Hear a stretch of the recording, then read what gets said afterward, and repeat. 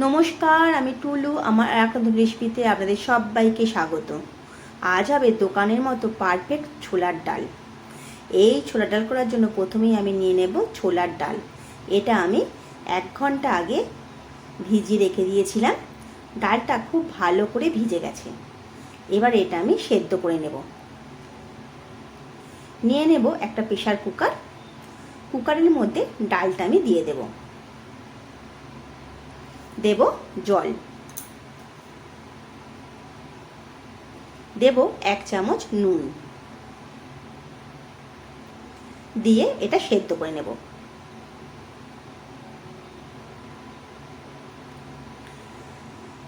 ছোলা ডালটা খুব ভালো করে সেদ্ধ হয়ে গেছে।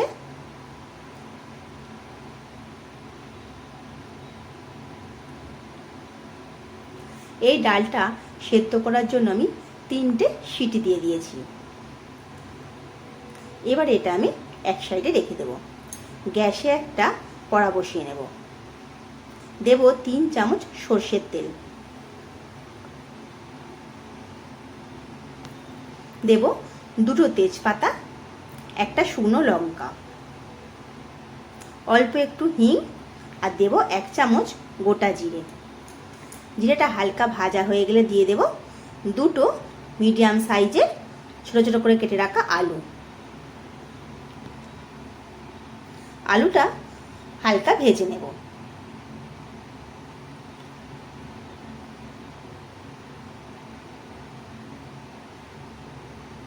এর মধ্যে দেব অল্প একটু হলুদ আর অল্প একটু নুন।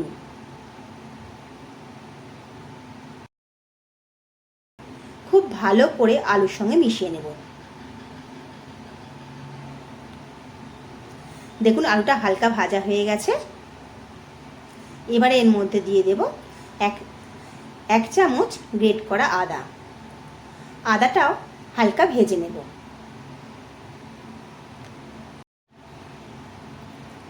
আদাটা হালকা ভাজা হয়ে গেছে। এবার এর মধ্যে দেব 1 চামচ জিরে গুঁড়ো, 1 চামচ ধনে গুঁড়ো, হাফ চামচ হলুদ গুঁড়ো, হাফ চামচ লাল লঙ্কার গুঁড়ো। অল্প একটু জল দিয়ে মশলাটাকে কষিয়ে নেব।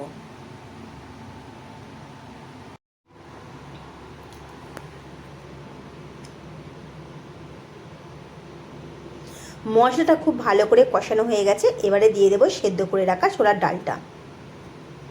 খুব ভালো করে মিশিয়ে নেব আলুর সঙ্গে।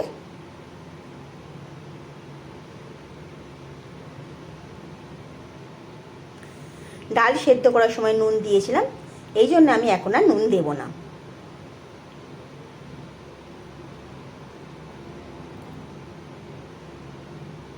আর একটু জল দিয়ে এটা চাপা দিয়ে সেদ্ধ হতে দেব।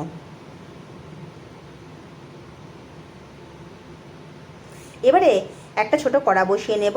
দিয়ে দেব 2টো দারচিনি, 2টো এলাচ, 4টে লবঙ্গ, হাফ চামচ গোটা জিরে, হাফ চামচ গোটা ধনে। এটা হালকা ভেজে নেব।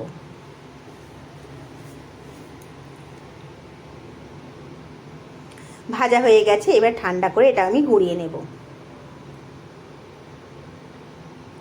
দেখুন এদিকে ডালটা আমার সেদ্ধ হয়ে গেছে, আলুগুলোও খুব ভালো করে সেদ্ধ হয়ে গেছে। এবার এর মধ্যে দেব 1 চামচ চিনি। ছোলার ডাল যেহেতু একটু মিষ্টি মিষ্টি হয়, সেই জন্য একটু চিনিটা বেশি করেই দেব। খুব ভালো করে মিশিয়ে নেব।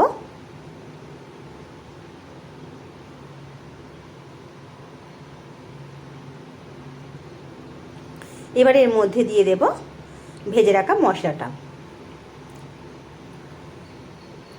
ডালের সঙ্গে খুব ভালো করে মিশিয়ে নেব।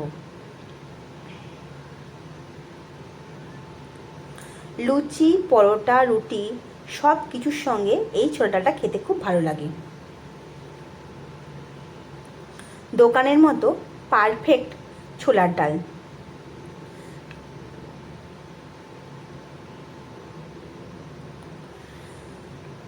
ছোলা ডালটা আমার হয়ে গেছে। এবার এটা আমি নামিয়ে নেব।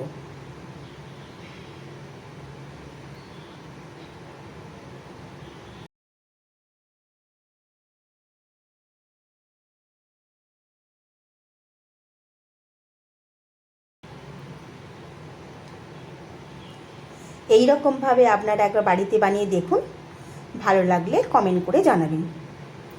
যদি আমার রেসিপিগুলো ভালো লেগে থাকে একটা লাইক করে দেবেন আর একটা সাবস্ক্রাইব করে দেবেন।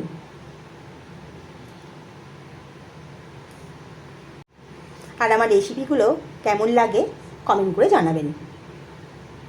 আজ আসি।